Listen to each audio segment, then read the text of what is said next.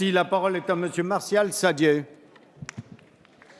Merci, Monsieur le Président. Monsieur le Premier ministre, dans de nombreux départements, le secteur du bâtiment et des travaux publics, ainsi que celui de l'hôtellerie-restauration, ont souhaité alerter les élus locaux sur la multiplication des recours abusifs de travailleurs détachés par certaines entreprises.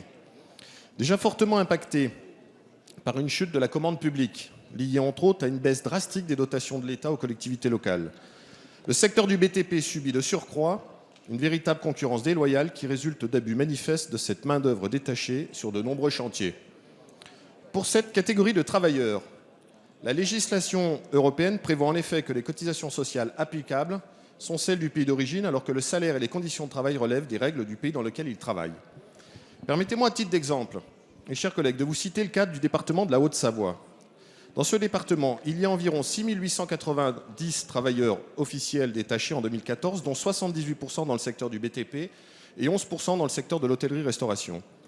Pour y faire face, la loi dite Savary du 10 juillet 2014 a prévu un renforcement des contrôles et des sanctions contre les entreprises qui ont recours de manière abusive à des travailleurs détachés. Toutefois, ces dispositions ne sont pas vraiment traduites en pratique et insuffisantes. Les contrôles tant de l'URSSAF que de l'inspection du travail sont encore trop insuffisantes et ne portent pas toujours sur la main-d'œuvre détachée, ce qui n'est pas de nature à inquiéter les entreprises qui abuseraient de ce type de main-d'œuvre. Monsieur le Premier ministre, face à l'exaspération du secteur du BTP, il est réellement temps de régler la question du détachement illégal. À cette fin, quelles mesures comptez-vous mettre en œuvre pour lutter contre cette concurrence déloyale ? Des discussions afin d'uniformiser les charges sociales entre les différents États membres sont-elles actuellement en cours ? Il est en effet urgent de soutenir nos entreprises et de lutter contre cette concurrence totalement déloyale. Merci. La parole est à Monsieur François Rebsamen, ministre du Travail, de l'Emploi et du Dialogue social. S'il vous plaît.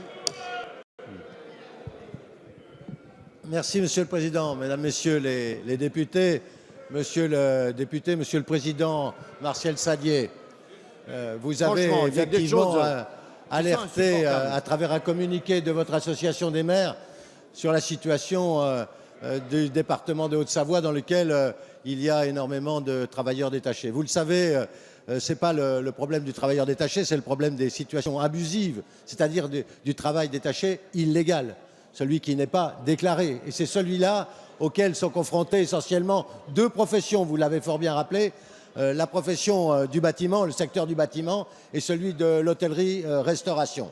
Pour remédier contre cela, vous-même avec vos collègues ici, et je salue l'action de Gilles Savary, a adopté une loi dont sera transposée par un décret qui va sortir au début du mois d'avril pour entraîner la responsabilité solidaire du donneur d'ordre. C'est quelque chose de très important.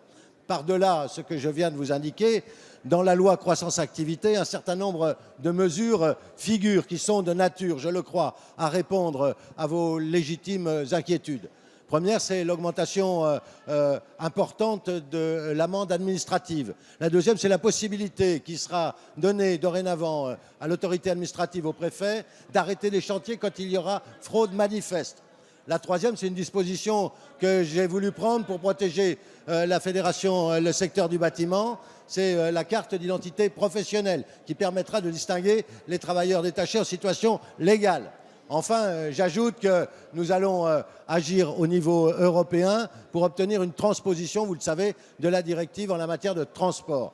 Bref, monsieur le député, monsieur le président, vous le constatez, nous ne sommes pas, le gouvernement n'est pas inactif sur ce sujet parce que nous voulons tout à la fois protéger les entreprises qui payent des cotisations et les travailleurs des conditions indignes de travail. Merci, Monsieur le ministre.